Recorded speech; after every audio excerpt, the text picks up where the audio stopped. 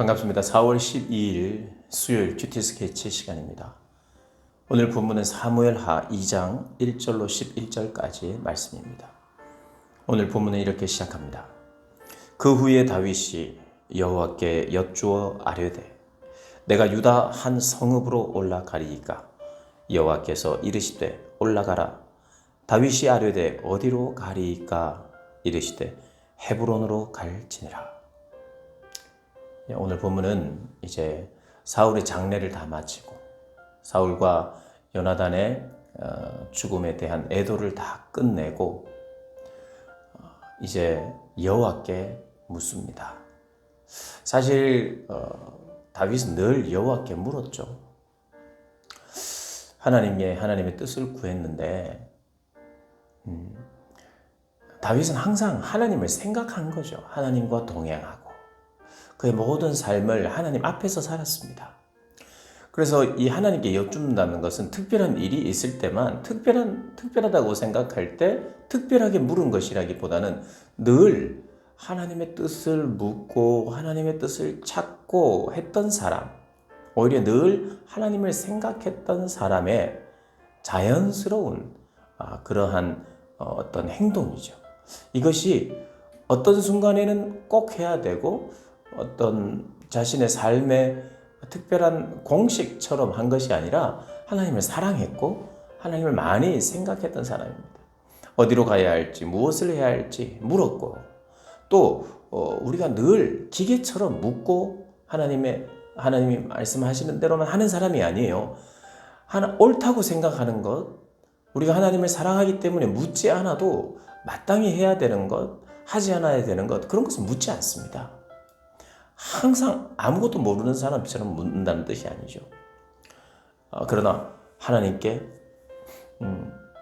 정확하게 판단이 서지 않을 때도 물었을 것이고 또 하나님의 또 동의를 구하기 위해서도 물었을 것이고 그리고 이제 정말 무엇을 어떻게 시작해야 될지 모를 때 물었을 것이고 모든 것이 포함되어 하나님께 묻고 여쭙는다 이렇게 생각하면 되죠. 다윗의 인생은 그랬습니다.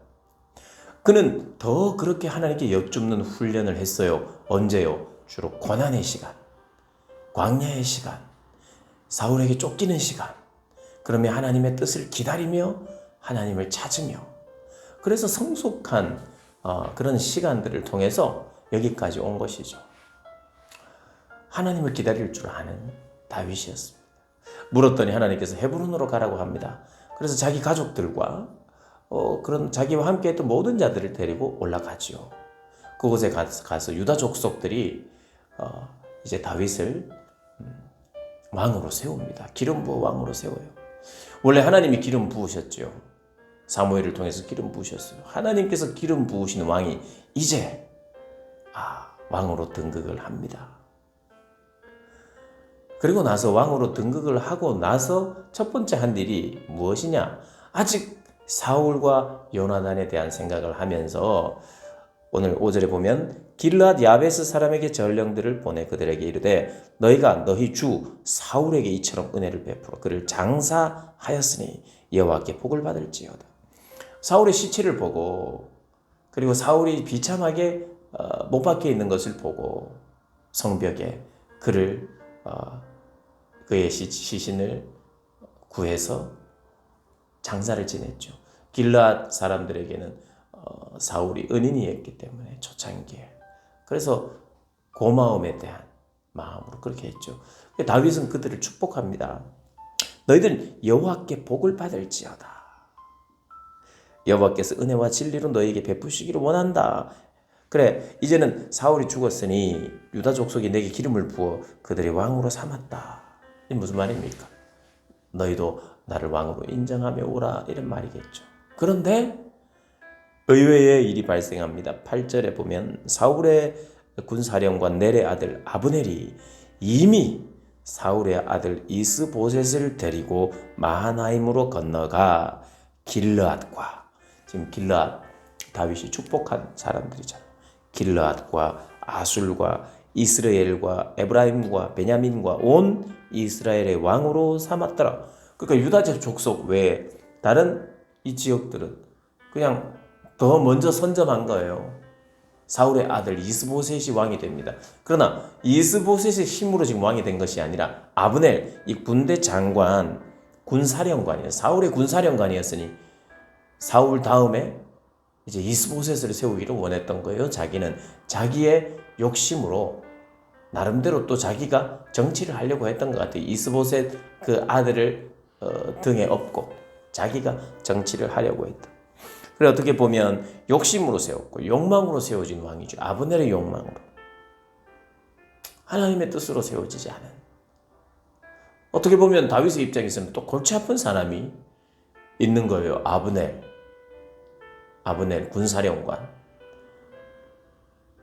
백성들 앞에서 또 왕으로 선포해버렸으니 이스보셋을. 참 어떻게 보면 눈에 가시인데 이때 이스보셋이 40세라는 거예요. 40세. 그리고 나서 11절에 이렇게 이야기합니다. 다윗이 헤브론에서 유다 족속의 왕이 된 날수는 7년 6개월이더라. 7년 6개월 동안 유다 족속의 왕만 됐어요. 이스라엘의 왕인데, 이스라엘 왕으로 기름 부음 받았는데 하나님이 그렇게 세우기를 결정했죠. 그런데 지금 유다 족속에게만 왕이 된 거죠. 근데 그게 7년 6개월이라는 거예요. 7년 6개월 뒤에는 이제 통합해서 이스라엘 왕이 된다는 것인데 또 기다림의 사람 아닙니까? 다윗은 또 기다리죠. 사울에 의해서 쫓겨다니면서 하나님의 뜻을 구했고 확신했고 기다렸고 원망과 그리고 좌절에 눌려서 사람을 미워하거나 상황을 탓하거나 그렇게 하면서 그의 인생이 원망에 지배당한 인생이 아니라 그것을 뛰어넘었죠. 그것을 극복했죠. 근데 극복하는 방법은 무엇이냐면 그곳에서도 하나님의 뜻을 추구했죠. 이스라엘 백성의 적들을 처리하고 이스라엘 백성들을 위해서 뭔가 하면서 살았어요.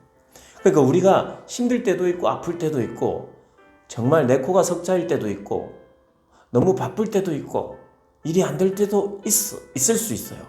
그러나 그럼에도 불구하고 우리가 계속해서 추구하며 살아야 할 삶의 자리가 있죠.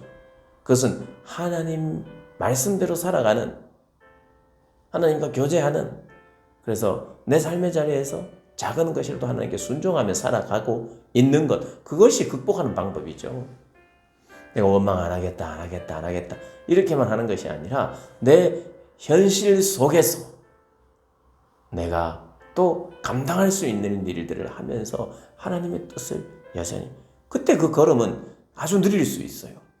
때로는 우리의 행보를 빠르게 하나님이 가게 하실 때도 있지만 정말 미비하게 천천히 가게 하실 때도 있는 것 아니겠습니까? 그때도 그 하나님의 스텝에 맞게 다윗은 걷기 시작했죠.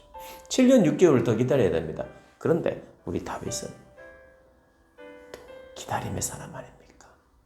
기다려본 사람이고, 그래서 자기의 뜻대로 그냥 전쟁을 하면서 사람을, 동족과 전쟁을 하면서 싸우면서 하지 않고 또 하나님의 뜻을 물으며 지혜롭게, 물론 이제 아브넬이나 그런 어떤 그 세력들과의 이제 전쟁이 있긴 하지만, 그러나 백성을 상대로 하는 전쟁은 아니죠. 다윗은 또 기다린다. 또 하나님을 찾는다. 왜요? 하나님을 늘 생각하며 하나님을 사랑하기 때문에. 그래서 언제나 하나님의 뜻을 여쭙고 내가 할 수 있는 일들을 또 하는데 길르앗 야베스 사람들을 축복하고, 근데 그들이 이스보셋에게 넘어가 있는 상태지만 기다리고, 여전히 하나님은 나를 왕으로 세우셨고 저 아브넬의 욕심으로 이스보셋을 세웠을 뿐이라는 것을 또 마음으로 믿고, 내가 내 스스로가 나는 왕이다, 내가 권력자다라고 자처하면서 떠버리지 않고, 그것은 오히려 내가 자기 자신을 떠버리고, 그리고 또 내가 이걸 할 만한 사람이다 이렇게 말하지 않는 것이 지혜인 것 같아요. 다윗은 참 지혜로운 사람인데 그 지혜가 번뜩이죠.